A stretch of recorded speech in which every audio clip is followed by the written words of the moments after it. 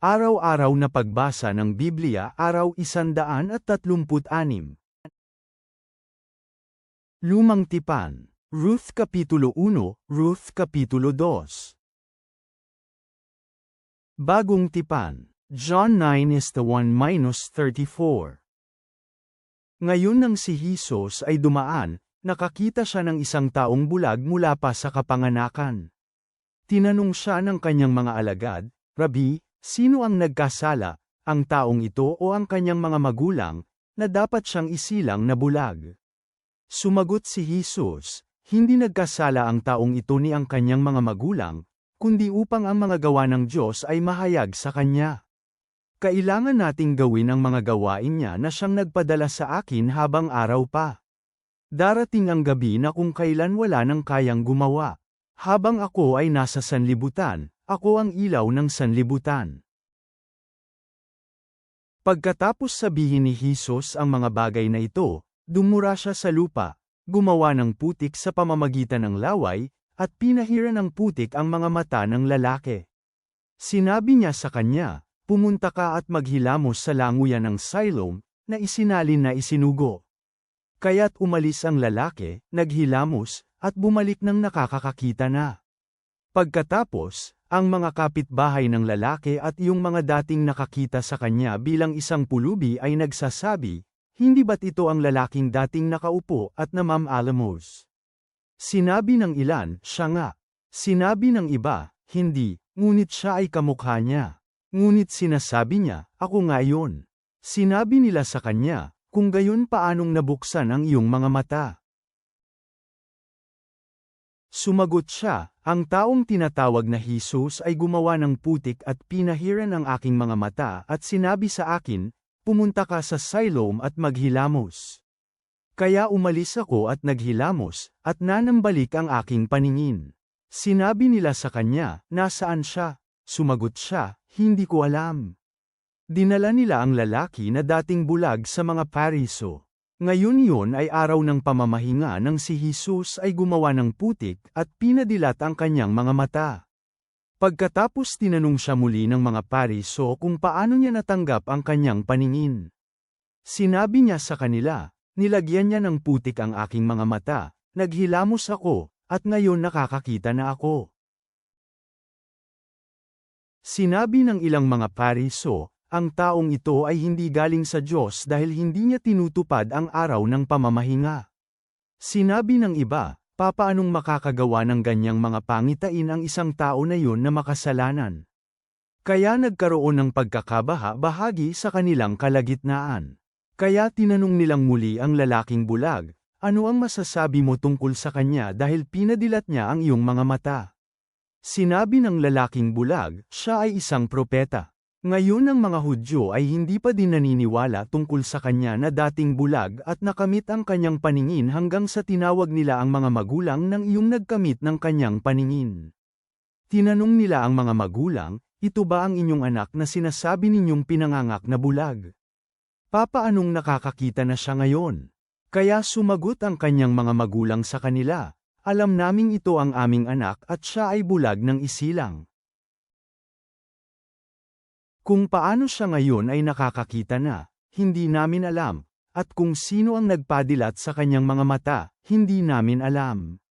Tanungin ninyo siya, siya ay matanda na, makakapagsalita siya para sa kanyang sarili." Sinabi ito ng kanyang mga magulang sapagkat takot sila sa mga Hudyo. Sapagkat nagkasundo na ang mga Hudyo na kung sino mang magpahayag na si Jesus ay ang Kristo, dapat siyang palayasin sa sinagoga.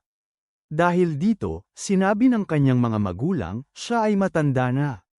Tanungin ninyo siya." Kaya sa pangalawang pagkakataon tinawag nila ang lalaki na naging bulag at sinabi sa kanya, "Magbigay papuri ka sa Diyos. Alam naming makasalanan ang taong yon." At sumagot ang taong yon, "Kung siya man ay isang makasalanan, hindi ko alam. Isang bagay ang alam ko, noon ako ay bulag, at ngayon ako ay nakakakita na." At sinabi nila sa kanya, "Ano ang ginawa niya sa iyo? Paano niya pinadilat ang iyong mga mata?" Sumagot siya, "Sinabi ko na sa inyo at hindi ninyo pinakinggan. Bakit ninyo gustong itong marinig muli?" Hindi ninyo nais maging alagad din niya, hindi ba? Nilate nila siya at sinabi, ikaw ay kanyang alagad, ngunit kami ay mga alagad ni Moises.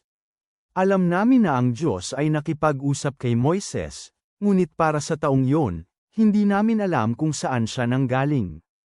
Ang lalaki ay sumagot at sinabi sa kanila, bakit? Ito ay isang kamanghamanghang bagay, at hindi ninyo alam kung saan siya nagmula, gayon pinadilat niya ang aking mga mata.